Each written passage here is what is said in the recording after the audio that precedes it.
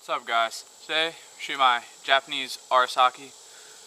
Original, actually. I didn't even sporterize this thing like everybody else does. Still has Japanese imperial symbol on it. And today, we're just shooting a 140 grain soft tip ornity.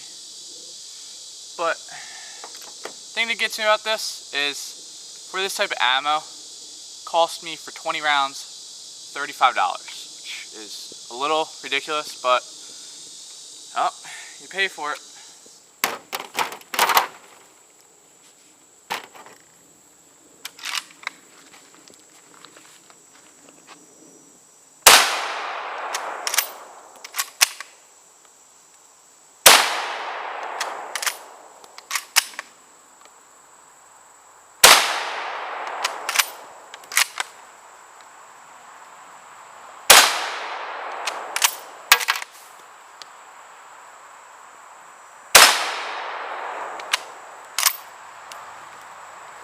It's good shooting.